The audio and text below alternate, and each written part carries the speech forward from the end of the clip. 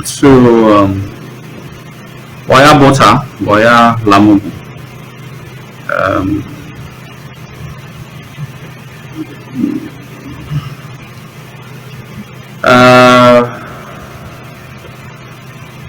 Families are fine. Mr. Ero, I'm sorry.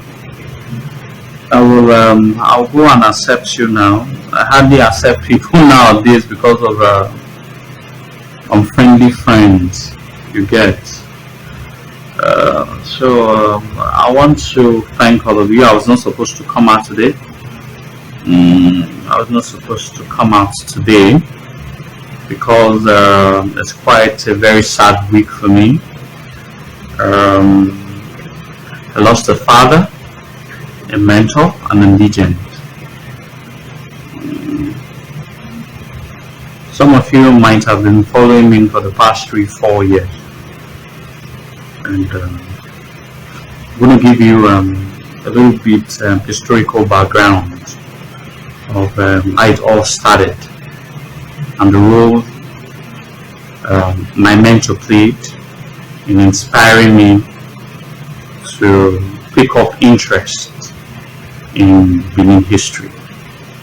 I've had quite a lot of amazing souls who has contributed to my growth in understanding some very vital aspects of our history. Amongst all of these people, the most integral of all of these legends, the most integral of all of these legends that have contributed to my life is Dr. Ekhaguosa. Dr. Ekhaguosa. So it's any person who has been inspired by his works. If there's any person who have always patterned his life of being sometime in the future like him, that would have been that will be me. I'm currently doing a project that I was supposed to unveil, that I will still unveil November 14 this year. That project was a project that he started November 14, 1986. I've always told him that some of the things that he couldn't achieve, that I was going to help him achieve all of them. The same thing I tell Chief Samigbe, the Asher of Benin. But because I knew, we spoke 3 weeks ago. Alright, we spoke 3 weeks ago. I was to do some certain things for the family. So that was when I was telling a couple of friends of mine that Daddy will not be with us for that long anymore because he barely could speak. I promised him that I was going to come and see him. I didn't know that I wouldn't be seeing him anymore. So, well,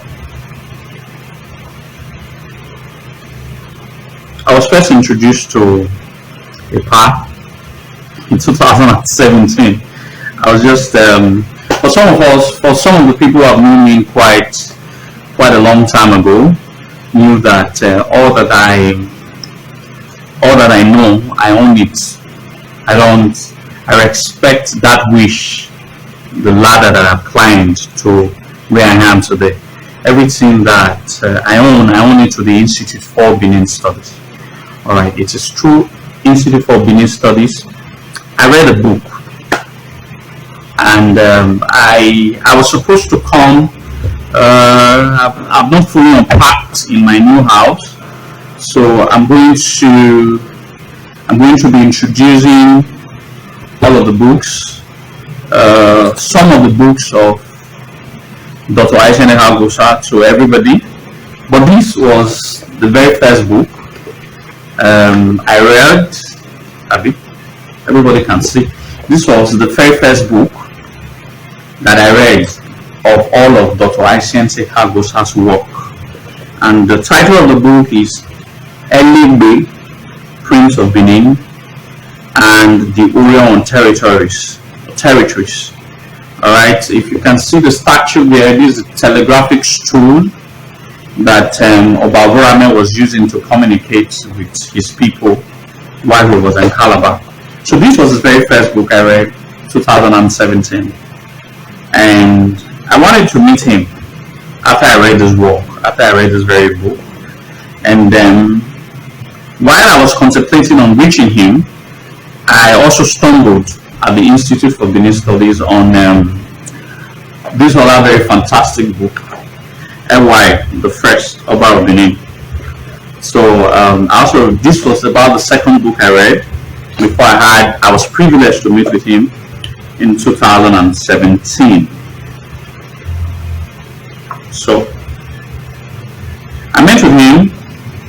He was friendly, and he was always friendly. So then we started talking. So I discovered he was a medical doctor, a medical surgeon, right? One of the very, very best. At one point in time, became the head of all the physicians in Bendel, Edo and Delta. He was also a military personnel because he had partook in during the Civil War. Okay, anyway, I had a very robust conversation with him, and the very first day I met with him, and I had to interact with him. I asked him a couple of questions about some of the things that I read. He put me through.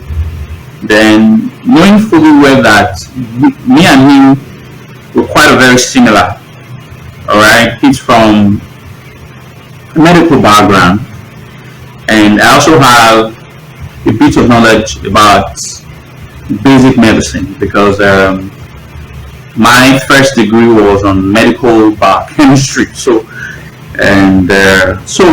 we sort of related. In different. We sort of related. I think the following is up. We sort of related in a father or son sort of relationship. I was pleased because he had an open door, and he was able to relate with me as foundational as it could seem. These kind of interaction that I had with him started to create webs of ways, started to inspire me to pick interest even more on Benin matters. Then he told me a story, one of his favorite stories. I think last year I had to tell him that Daddy Osugba don't wait to Hana Nine can't Tamarene that sort of thing. Alright, we can't Tamarene, but you need to Hana Mawa.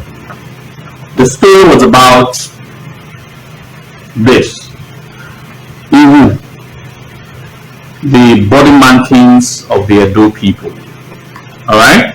The story was about Iwu, the body markings of the Edo people. Now, for some of you who are not aware, he was a personal medical surgeon. He was a personal medical physician to Oba Orhogbua of blessed memory. He was also a personal physician to Queen Arawa, the Queen Mother, Oba Orhogbua's mother. Now, after Oba Orhogbua, this is him narrating the story, that during the thank you visitation that Oba Orhogbua embarked on between 1980 and 1981, he came back with a story. The story was about every single places that Oba Orhogbua during his Oba Orhogbua was coronated March 23rd, 1979. So his thank you visitation started between 1980 1981. So everywhere that Oba visited in almost about the 3 months journey that he embarked on, a particular question was asked: what was the Benin? What was the identity of the Edo people? At that time, in the 80s, in the early 80s, we were not having a clothing, a cloth that we will wear that people will say, these people, they're Edo people. There was nothing like that. There was nothing like that. So that means we're people without a cultural, a clothing identification. All right. So every single places of Oba during the thank you visitation, it was asked that question: that we don't know your people. There is nothing unique. There is no cloth worn by any of your people that came to receive you in this particular state and all of that. I think at that time we were operating 19 states. We were in 36 states at that time. Nigeria was operating 19 states. All of the states that Oba had visited at that time, none of the Edo people that was present in all of those states that received him had a clothing that other people could use to identify if they were Benin men or women. Alright? So, now, Oba had a very successful national tour on thank you visitation in 1980, but he came back with a story. The story was about whoever that can be able to come up with a concept of the Benin clothing.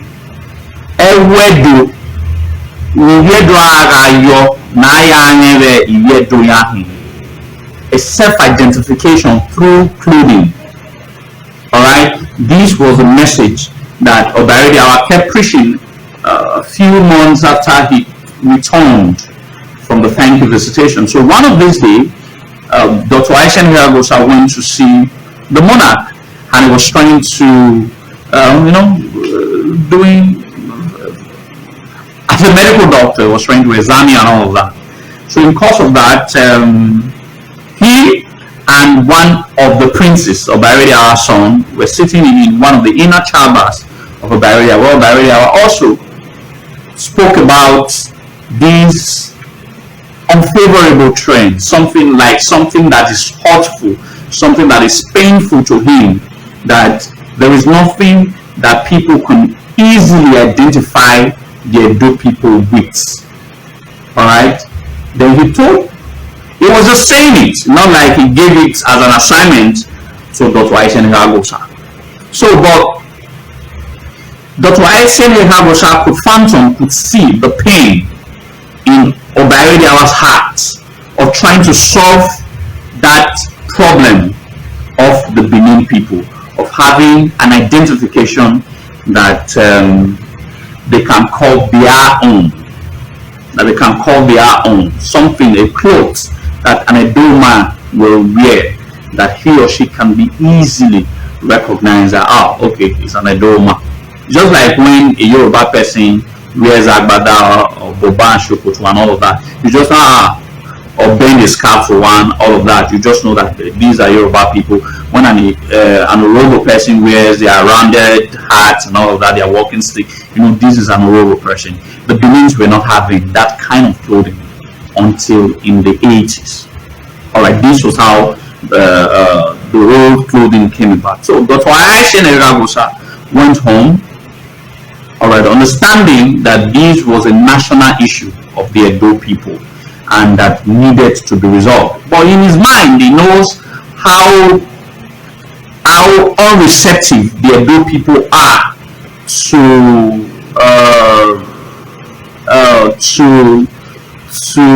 sort of new ideas. He knew that whatever that he must have to think through, he has to think it through in a way that it is already the practice of the Edo people.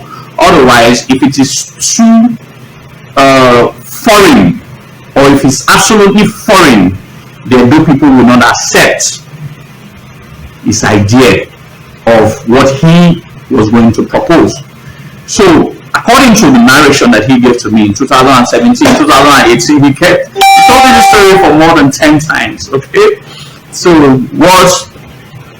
he kept thinking about it. He kept thinking about it. He kept thinking about it. He kept thinking about it for weeks. Then one day he went to Uselu to take care of the Queen Mother, Queen Arawa. Then she now saw the beautiful, according to him, it is the most beautiful, flamboyant, most revealing evil body mark that he has ever seen in his entire life on the body of the Queen Mother. Then he said to himself, this might be the answer to the puzzle of Oba Orhogbua. Then he went home. He started to ask questions. What is the Iwu? Then he realized that the Iwu body mark is a tattoo that was invented about 300 to 350 years ago, most probably during the reign of Oba Orhogbua. The mark became a mark of identification of the Edo people. Whoever put on that mark is considered a freeborn son of Edo land. Foreigners, slaves, servants were not allowed to wear or sew the evil body marking on their body. So it was the self-identification of the Edo man 300 to 350 years earlier to when this story happened in 1981/1982 precisely. Alright? Then he said to himself, but most people now couldn't wear the evil body mark. If the people cannot wear the evil body mark because it's a tattoo, you have to employ the services of a tribal medical personality called the Osibu. They were armed with the skill of sewing or drawing this tattoo on the bodies of the Edo people. It was their profession, and they were very, very, very good at that. All right, they were very good at that. It was their profession, and until you have that evil body mark, you are not regarded as Okwoba. Until you have that evil body mark, you are not regarded as Okwoba. So it is a criteria that every Edo man must have for them to be recognized as a full adult. It was the mark of self-identification. Anybody who sees that mark recognizes that they are Edo people and they should be untouched because I show Edo. So he thought to himself, okay, now this idea is not foreign, but it is almost getting to a time where people now wear clothes. Alright? If we now say that people should keep or do more publicity that people should have that evil on their body, they will not, with the modernization of times, people now wearing clothes and all of that, the clothes is definitely going to cover the evil body man. Then he thought to himself, he said, okay, why can't we replicate what was in the old they used to sew on the bodies of the Edo men and Edo women? Why can't we sew those things on our modern clothes and thereby giving it an Edo cultural ideology? So that was when he employed the services of a lawyer.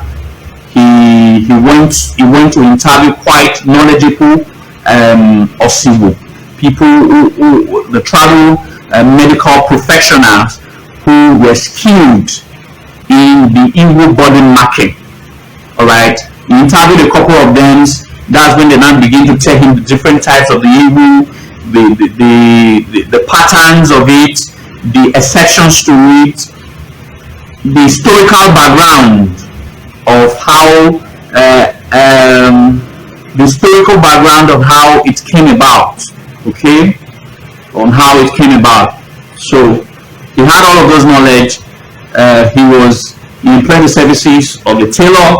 Then he gives the descriptions, the drawing to the tailor. The tailor makes several attempts to put it on the body clothes until he was able to get a perfect match to what he was duly described, how the Igbo body mark really looks like. At that time of history, there were still a lot of Edo men and women who still had the Igbo body marking on.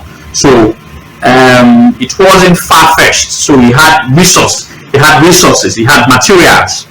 All right. So eventually, after he was able to get the perfect description, the perfect clothing, the tailor was able to replicate it the way it used to be, or the way it ought to be.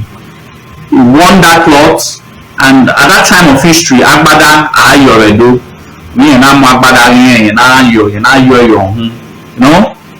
that very day, he went to the palace, and Oba of blessed memory was in company with other guests, and after they were done, you called him Adekita.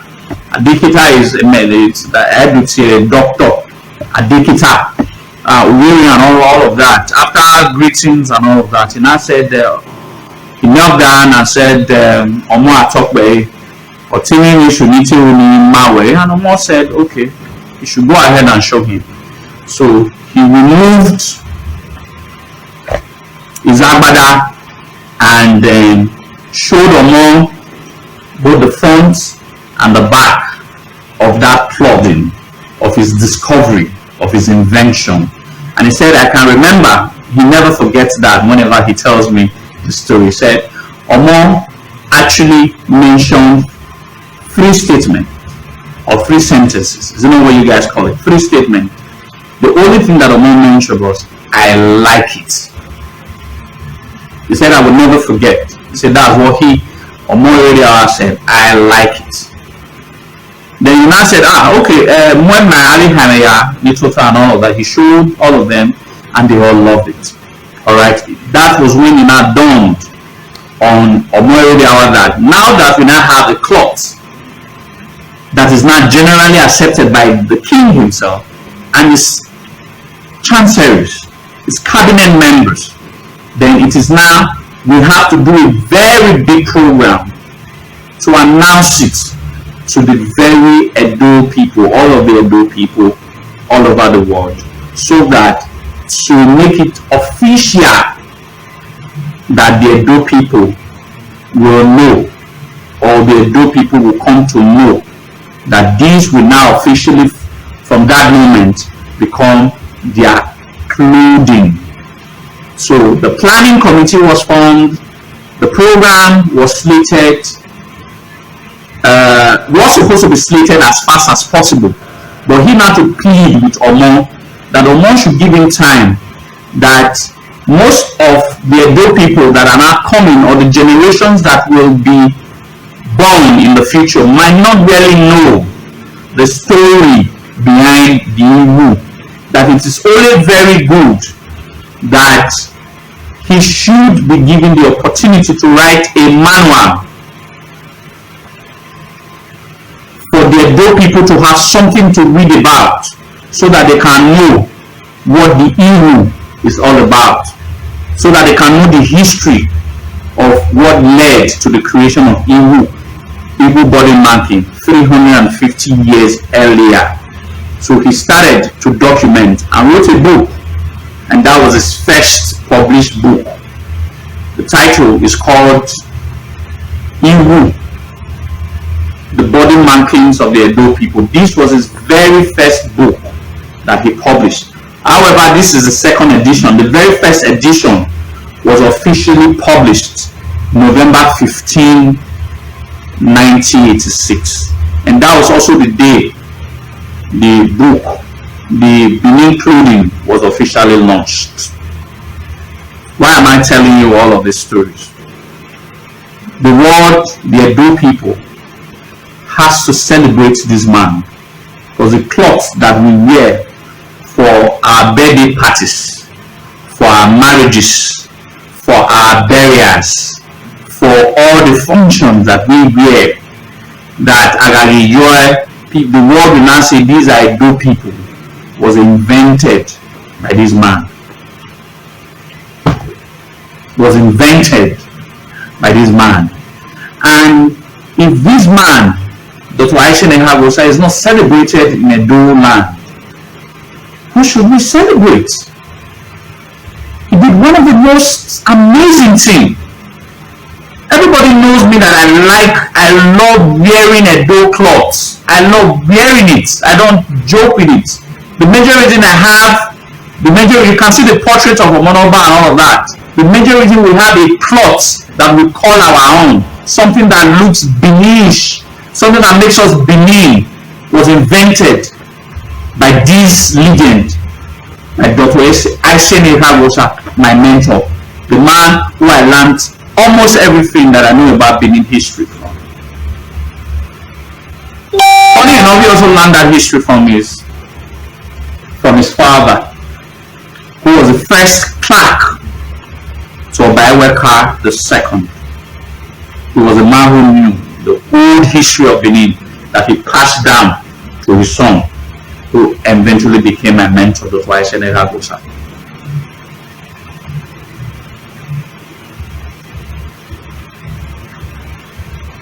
Alright? So that is why at all times I must always be grateful to him. I'm currently doing a project that will be officially unveiled. I wanted to go tell him last week, the week he passed on, that I'm unveiling a project on November 15, 1986, which will be exactly 35 years when the book and the Iwu was officially unveiled. That I was inspired by his works, and because of his works, I want to be able to expand on his ideas that he presented. There's already a manual for it, through having to give Benin a clothing ideology, a clothing feel.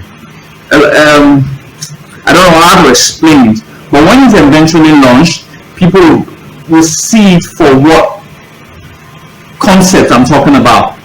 The marriage clothes that you wear, the wedding clothes that a lot of you people wear, are not actually a woo-woo. They are not a woo-woo. They are not actually, the whole Ada and Eben idea is not supposed to be Ada and Eben. Ada and Eben is different entirely from a woo-woo. We have to redirect it to tell our story in the purest form. Ada and Eben is completely different from the Iwu tattoo.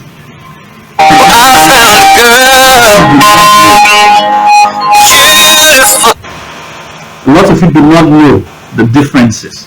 You people show cloth now, poor and down and then, which is completely rubbish. It's completely nonsense. It's not Benin clothing style. It is not the Benin clothing that was. Yeah, there's dynamism of culture, but it doesn't reflect our common clothing identity. You must have to have the Iwu to make it Ewiwu, and that's why it's called Ewiwu, not Ewa Dabeben. So I'm working on that project now. The project is currently on. It will be officially unveiled on November 15, 2021.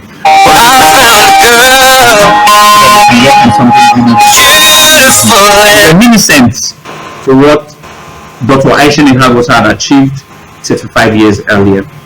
And that was a project I was going to introduce to Papa to be probably the guest speaker with his big portraits adoring the showroom. Alright, the showroom. But right now, I won't be able to have him grace that occasion that day.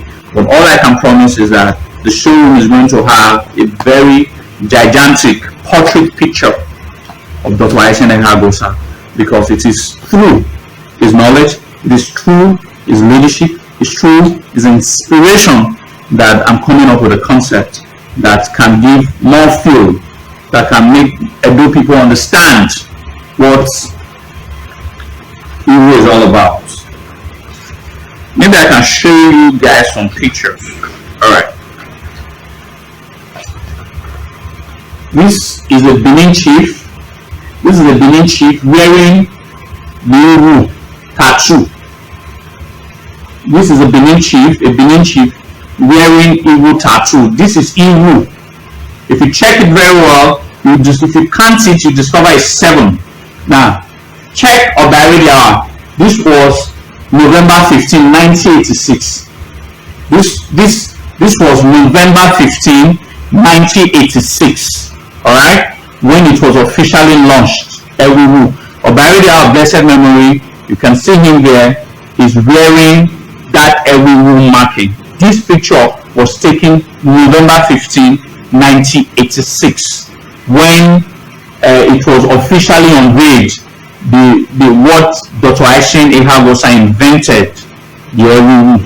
This is a Benin chief wearing the Ewiwu, not wearing the cloth now, wearing it on the but what was sewn on the body is what Dr. Ekhaguosa now replicated on what is now being sewn on Benin clothing. So I'm shouting.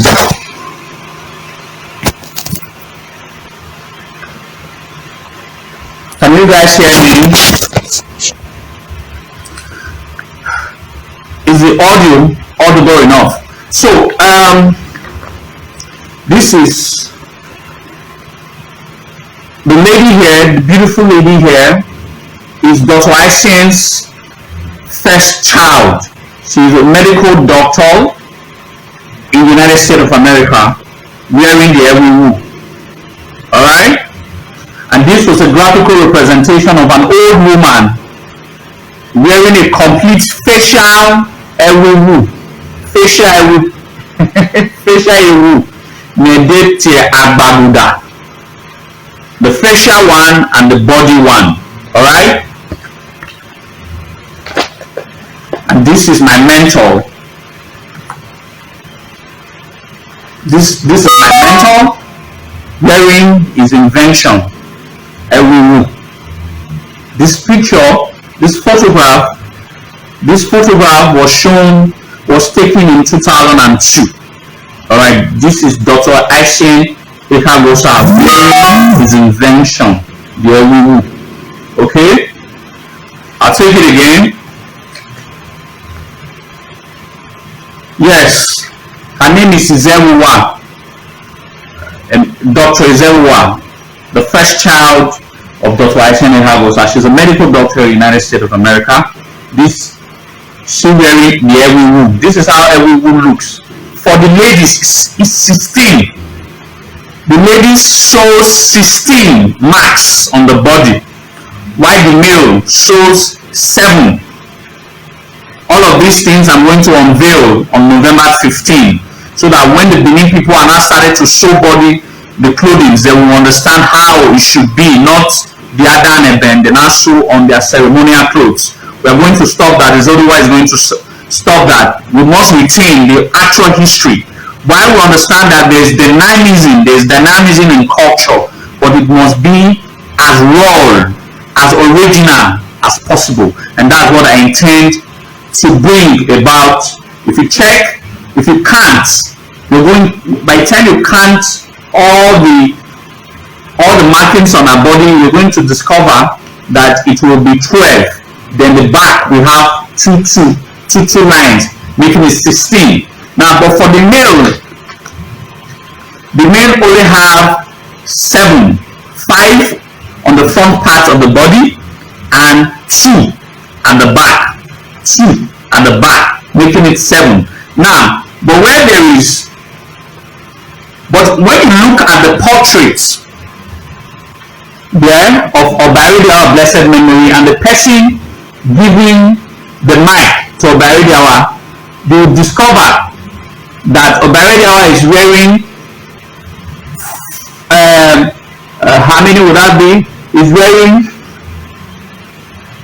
1, 2, 3. 3, the front. Oh no, 4 at the front. 4 at the front. While the young man holding mic, his own is 5. 2 at the back. For Baradiawan is wearing 4 at the front, while he's wearing 2 at the back, making of Baradiawan's own 6. While the other young man holding mic, if you can't very well, if you can see the picture where his own is 5 on the front, while 2 at the back.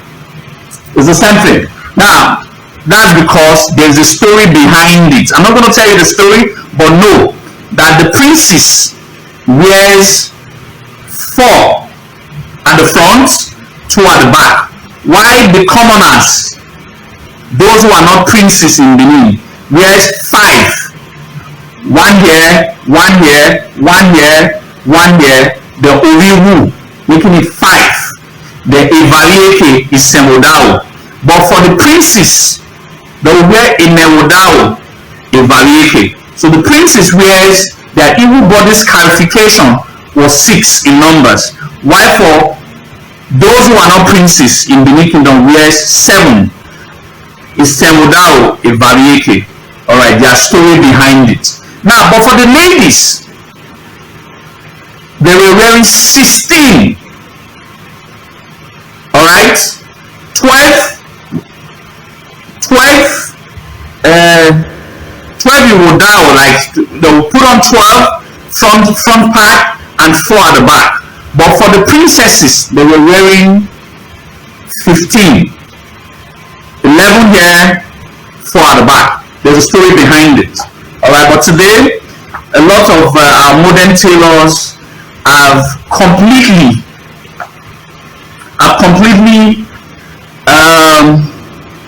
spoilt the true story behind the history of Ewiwu, and that is what I'll be officially launching on November 15, 2021.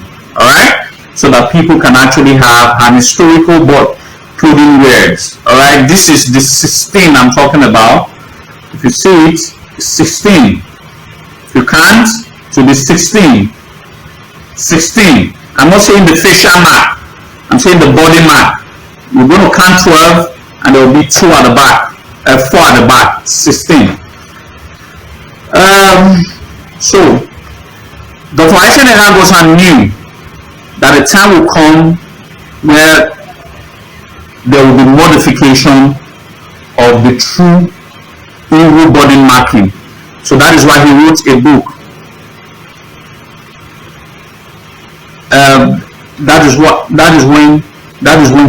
why he wrote a book to guide us for the rest of, before the end of the world, to guide the Benin people what the evil is all about and how all of these things can actually be sung and how all of these things can actually be done. Okay, so I'm grateful to him. In 2018, that's when I read this book. One of his earliest book was written in early 90s. Benin City, the Edo State capital. Alright, it's one of my collections. It's also an incredible book. Now, this book was from birth to death. He's not the owner of this book, but he contributed almost about 4 chapters. 4 incredible chapters to this book. The last book that he wrote,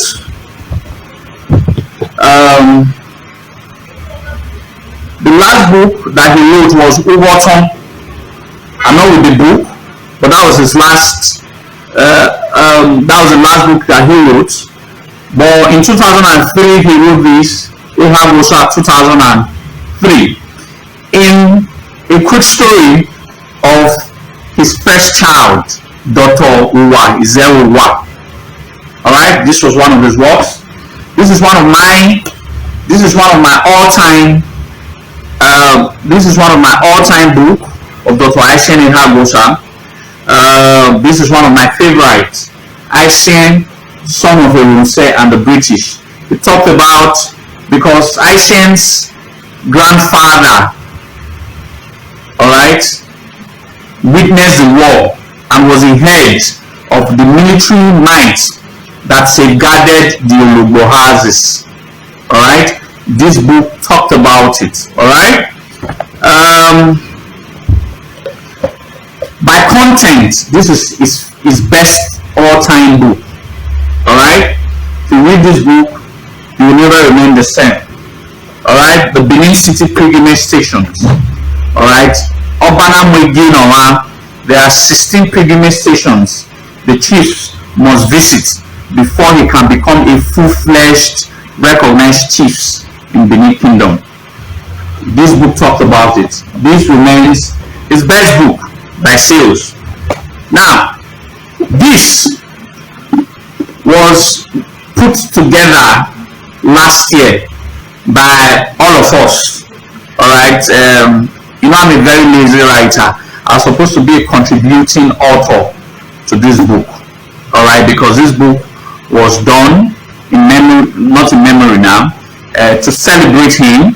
It was supervised by Uyulawa Swanele. You people have heard or we talked about Professor Uyulawa Swanele. Coincidentally, Professor Uyulawa Swanele married one of Dr. Isen's Ekhaguosa. An historian marrying an historian's daughter. Professor Uyulawa is the only Benin man living or dead that has 2 PhD. He had a PhD in a university in Canada, PhD in history, African history in a university in Canada. He has also a PhD in the University of Ibadan. He has two doctorate degree in history. All right. So he edited these books. He had written me 6 months before it was published for me to write a chapter. But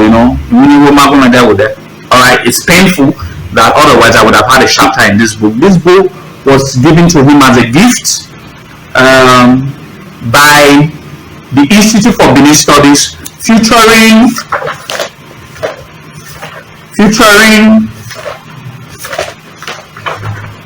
how many writers? Featuring Josephine Ebiwa Abe, all right, Emmanuel Osewe Akobo, Jane Bogatti, the professor of history, Katie Connor, one of the brightest minds that have documented a lot of history on Benin, Professor Victor Osaro Edo, Professor Konkure Rafuna, Simon Ojon Ehiabi, Osasono Godfrey Hartle, who is the present Secretary General, Institute for Benin Studies, and the PRO, Institute for Benin Studies. We have Frankie Bonosa, is a senior lecturer. We have Joseph Nevadowski, he's late, he died not too long ago. We have Gabriel Obaze. We have another of my mentor, Mr. Ekhaguosa Bobaifo. We have Mark Ozin Beogba. Then we have Idaosa Osage Oju. We have Esoe Messi Omoegbe, Irene Isoke Onsaye Agumani. We have Professor Uyulawa Swanele, and we now have the coordinator of Institute for Benin Studies in the person of Madam Mrs. Ivy Betty Uwa Igbonoba. These were all the contributing authors. This book was written as a gift to remember for his 90th birthday. That was last year. We're all there. All right, we're all there at Imagoro. Why am I giving all of these stories? I'm giving all of these stories because it has contributed so much to Benin history, and his contributions can never be undermined. His contributions are most amazing. I want to read one of my favorite appendix of his work. I want to read it. I was reading it yesterday, and it was quite very touching.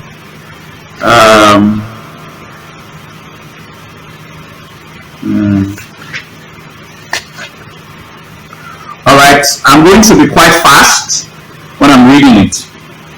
A speech delivered by Dr. Ekhaguosa on Saturday, 23rd of May 1987, on the occasion of the Lagos launching of the Edo dress at the Lagos City Hall, Lagos. Don't forget, after he had launched the book in Benin, about 6-7 months later, it was also launched in Lagos, and this was a speech. It is most appropriate that the first place outside Benin City, where the ceremony on the launching of the Edo dress is taking place. I'm reading what he delivered May 3rd, 23rd, 1987. What Dr. Ekhaguosa delivered, I'm reading his speech. It is most appropriate that the first place outside Benin City where the ceremony on the launching of Edo dress is taking place should be the city of Lagos. To the Edos, Lagos is native land and is co-peopled. Page 105 in the appendix, and is co-peopled and ruled by Benin City people. Oba Orhogbua founded Lagos. Orhogbua was an Oba of Benin during the second half of the 16th century. He had an overseas education when young, in that he attended a Portuguese colonial school, very probably in Sao Tome or Angola, or possibly in Lisbon itself. He wrote and read the Portuguese language fluently and was baptized as a Roman Catholic Christian. His exposure to sailing and the sea in his youth equipped him for his later exploits when he became the Oba of Benin. Orhogbua was the only sailor monarch that the Edos had. He founded Lagos, Eko, as a field headquarters where he lived for many years, during which time he created a maritime, or more correctly, a lagoon-based empire, whose boundaries were only limited by the geographical extent of the lagoon system that runs parallel to the Atlantic shoreline of the Bight of Benin. When he died, the Edos relapsed into being only a land people. It is true that Orhogbua's son, Oba Orhogbua, met his death by drowning in the river Aga on the Lekki Waterway, a section of the Lagoon Waterway that connected his seat of government in Benin City with his territories of Lagos, Badagry, and beyond. The circumstances of his death in the early years of the 17th century helped, I surmise, to discourage the spirit of maritime and riverine adventures in his successors, the later Obas of Benin. It might be that Orhogbua decided to try out his father's fighting boat by paying a visit to Lagos in them. The boat, no longer seaworthy, fouled out on the Aran. Aran is River Niger, that's what Edo call River Niger. Benin owns Lagos. She exercised a sovereign control over Lagos until the year 1851, when the British, in their political encroachment on this part of the world at that time, cut off the last tenuous political hold that Benin still exercised over Lagos. 96 years before, that was 96 years before I was born, in the year 1834, the people and chiefs of Lagos resolved to put an end to the reign of their Oba, Izoduwa Ojulari, son of Oba Oshilokun, an elder brother of Kosoko, later the Oba of Lagos. The Lagos people communicated their desire through a special deputation to the Oba of Benin, Oba Osemede. Satisfied with me to accede to the request, Osemede sent an Ukoba to Lagos to Oba Izoduwa and requested him to commit suicide. Izoduwa complied and took poison. He died on the 9th of the following day, clearing the way for Oba Adele, who had in the meantime visited Benin City overland through Oyo to come to the throne of Lagos for the second time. 8 years before the 1859 founding of my alma mater, the CMS Grammar School, Lagos, Kosoko was the Oba of Lagos. Akintore, his uncle and predecessor Oba, was in exile in Badagry. The British consul looking after British trading interests in the Gulf of Guinea at this point in time was John Beckcroft, who was headquartered in the island of Fernando Paul. John Beckcroft came to Lagos in that year of 1851 and asked Oba Kosoko to sign a treaty with Britain. The treaty was for Kosoko to undertake to discourage the slave trade and, more importantly, to place the territory of Lagos under the protection of the British monarch. Kosoko refused to sign the treaty, pleading that he would be acting ultra vires if he did so. The Oba of Benin was the owner of Lagos. He told the consul, and it was only the sovereign himself who could sign such a treaty if he so desired. The consul would first have to obtain the consent of the Benin monarch, Oba Adolo, to the treaty before he, Kosoko, would be able to do anything about it. Beckcroft went away empty-handed on that occasion. It should be pointed out here that it was this same John Beckcroft who 11 years earlier, in April 1840, had arrived at Saple on the Benin River in an exploration of that river. Saple then was a little Yoruba village, Uriapele, on the right bank of the river. Beckcroft himself was a trader in the employment of the Scotsman Robert Jamieson of Glasgow, and in 1840 was attempting to find an alternative riverine route into the river Niger from the sea. At Saple, he got to where the Benin River divided into two. He named the right branch of the bifurcation the river Olokun, the Ethiop River. The Ethiop was the name of the ship in which John Beckcroft was making his exploration.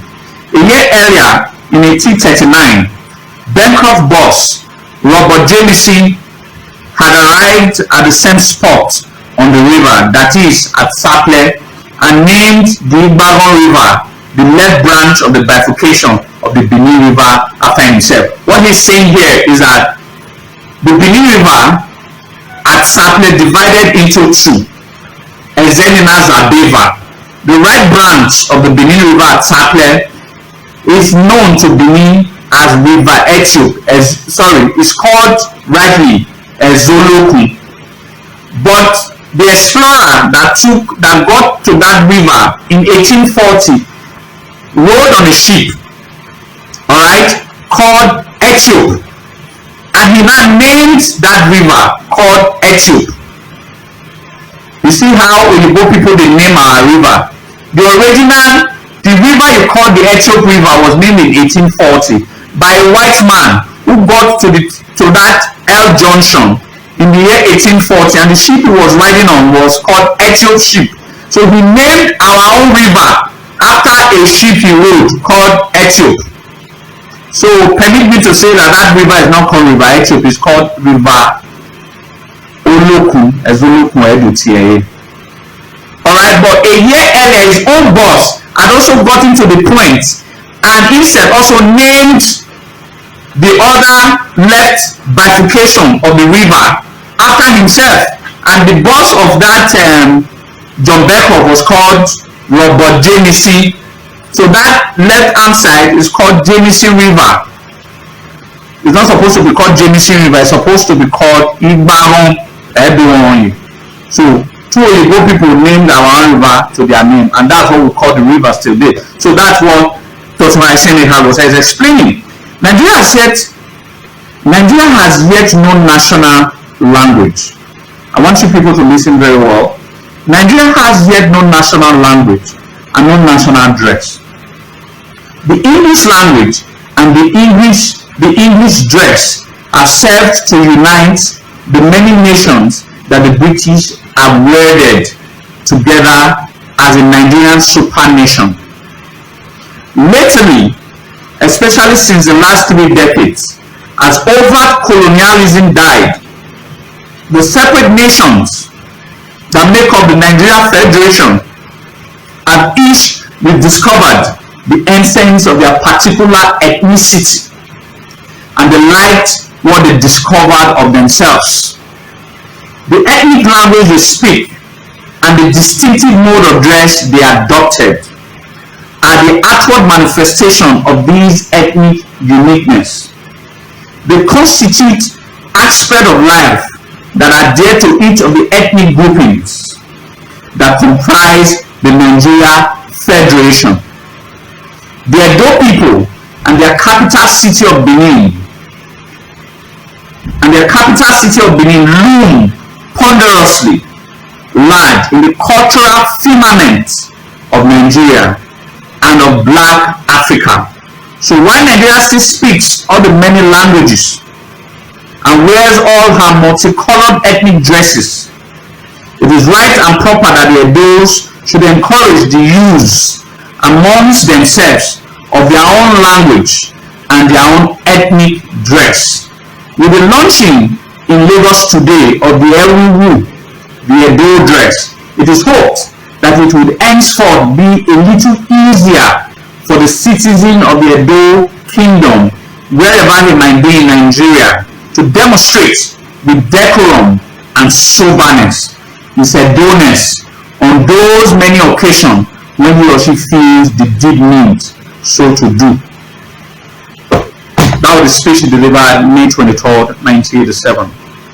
He was trying to say that the language and our dressing are the two most unique components that a Edo man should be identified with.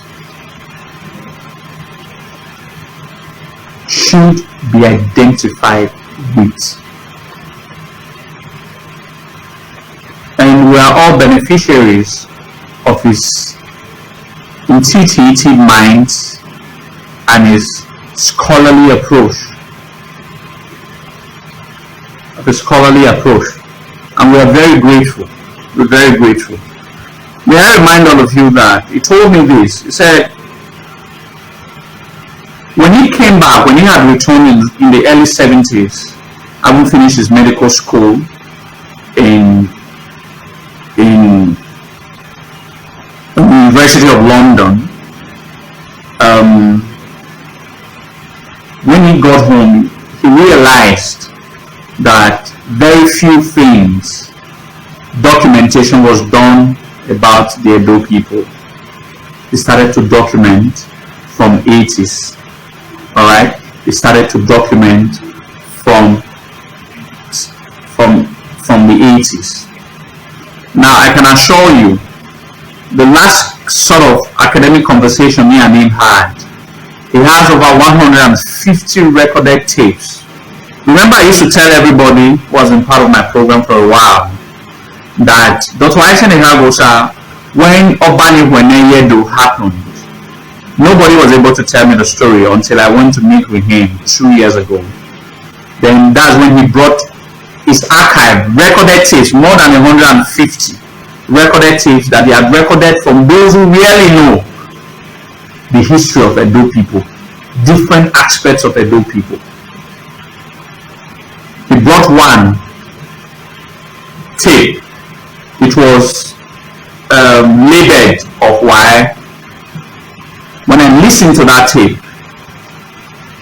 I did a 46-minute video, extensive video, as if I was there when it happened, because it was that he recorded that audio 1997 by Oren Ewomori, close to a local area.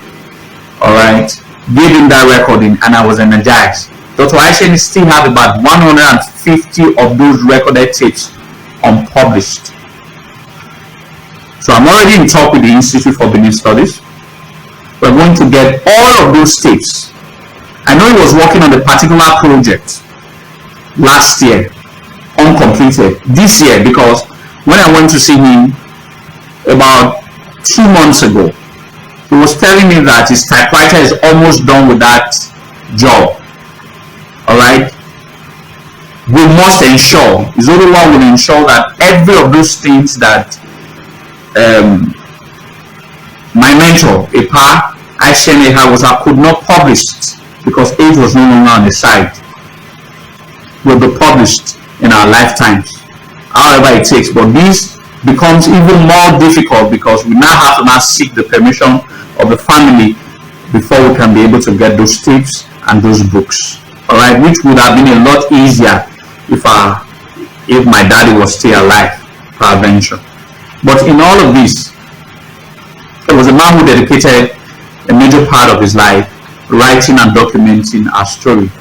And some of us are proud to speak about our history conveniently, boldly, to anybody today because of the sacrifices that Dr. Ekhaguosa made. And to me, he died at the age of 91. To me, it's a celebration of life. He has lived well, lived a fantastic legacies, wrote quite a lot of most excellent books that till the end of time, his works will forever be a guideline to every other historical works that will be done sometime now or sometime in the future. So today was about celebrating him. Today was about speaking so much about someone I love so much. All right, I love so much. Someone that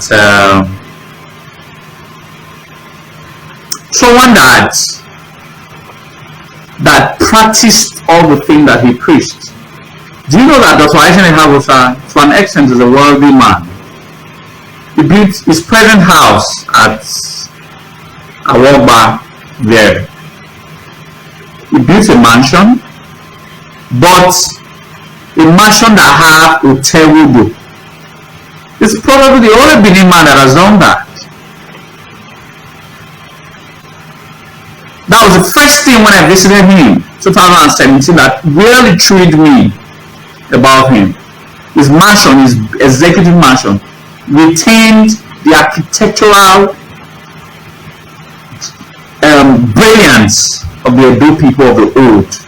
His mansion has an hotel, has an ikun and hotel. For some of you who do not know what an hotel means, many of they had an open space. An open space inside the house that the Edo people was using to trap water and as well using it to trap oxygen, so that all of these rooms, it was an architectural brilliance of the old Edo of having an open space in the house, while the ikun, the surrounding environment, are all facing this hotel with the open space, so that proper ventilation can enter all of these rooms. So a modern person, a modern house, having an hotel was simply amazing. How he wasn't only just a writer, he practicalized all the things that he believed in. All right. Unlike a lot of us who talk so much about Benin, all right, and yet we don't practice. I had a couple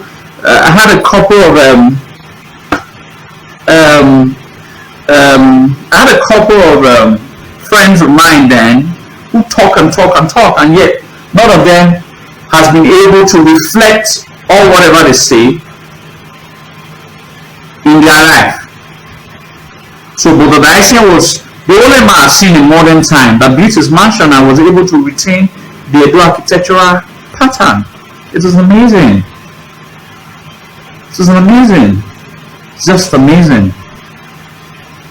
And if isn't worth celebrating, then I don't know who is worth celebrating.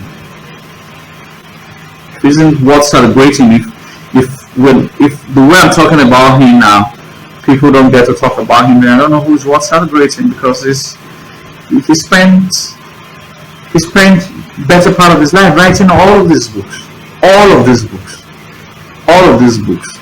for you and I to read, so that we can. He wasn't even interested in sales. Most of all of these books were given to me as gifts.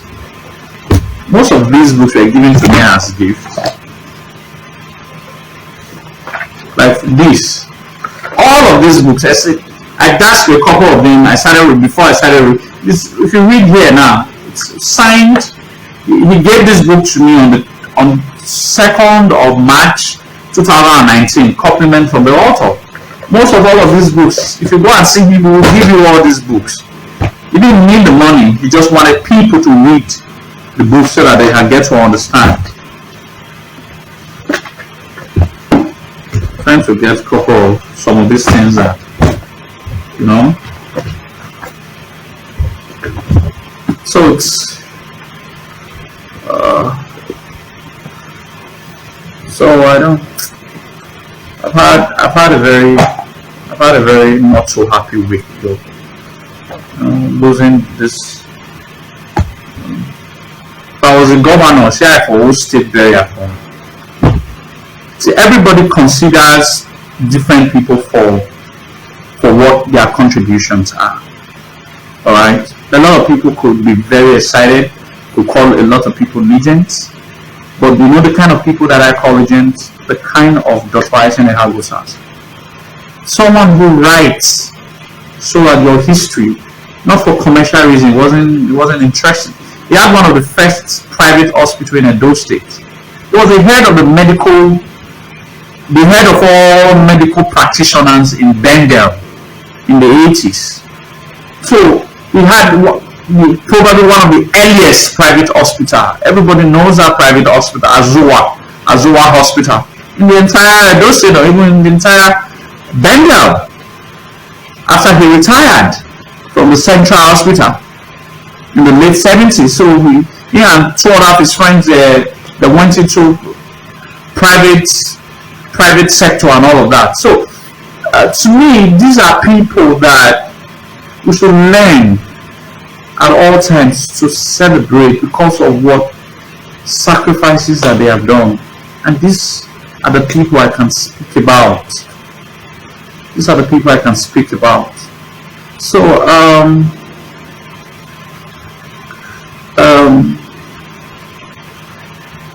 Institute for Benin Studies. If you want to,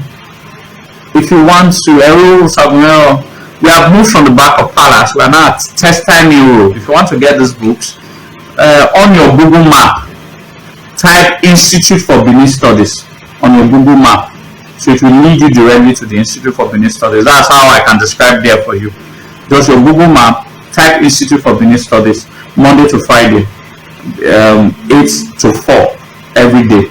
Institute for Benin Studies is always open. So type on your Google map Institute for Benin Studies. So it will direct you, it will guide you to our place, and so you can be able to get the books as much as you want to. We have all these books, So I think I have to. There was an army general, yes, it was. By default, not as, how do I put it, more of like an honorary army general. Not like he went through the medical this thing. He was inducted into the army because he was a medical doctor, one of the highest ranking medical doctors that treated Nigeria army against the Igbo people, the Biafra. So because he was inducted, he couldn't treat them as a civilian. So he had to be inducted first as a military personnel so that he can be able to treat them properly.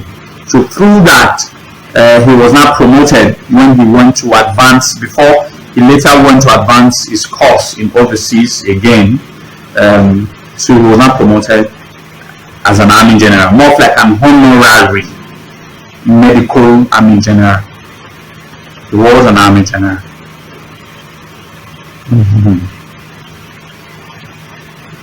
So probably on the day of his burial, we should go back. Anyway, what a great man. So I respect him so much, and I thank Daddy for the contributions and how much he has inspired me. I'm really grateful, and his legacy will always live forever through us, and we will continue to speak about him, and we'll continue to recognize his contributions. So I'm going to be rounding up now. I thank all of you who has been here with me for me to actually speak so much about a man most of you never knew, most of you never met, but someone who had inspired quite a lot of us to be able to choose this line of interest, to pick interest, and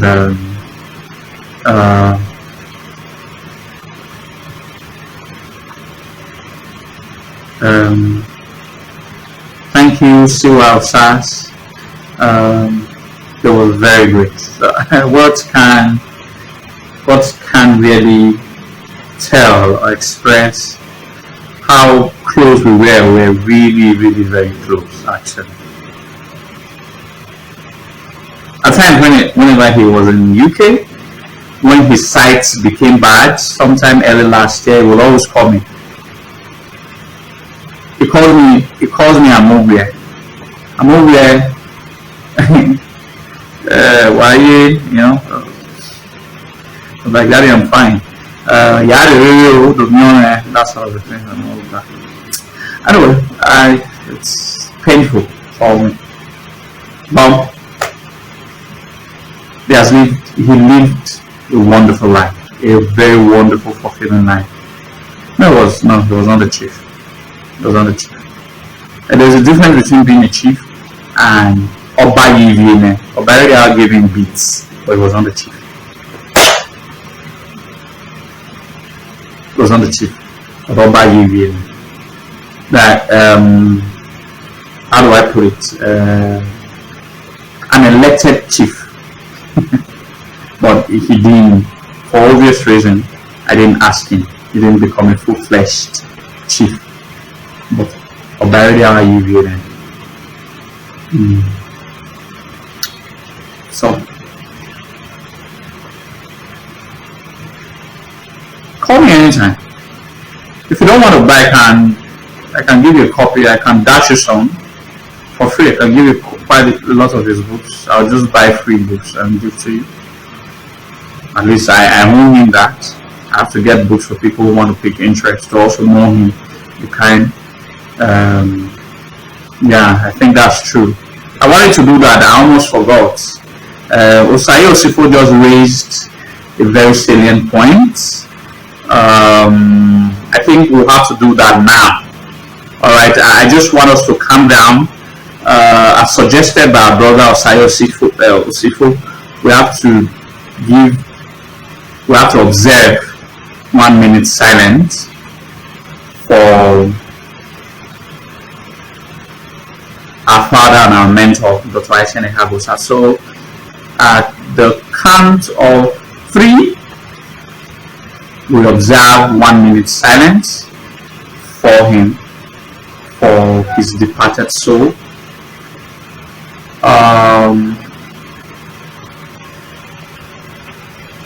1, 2, 3.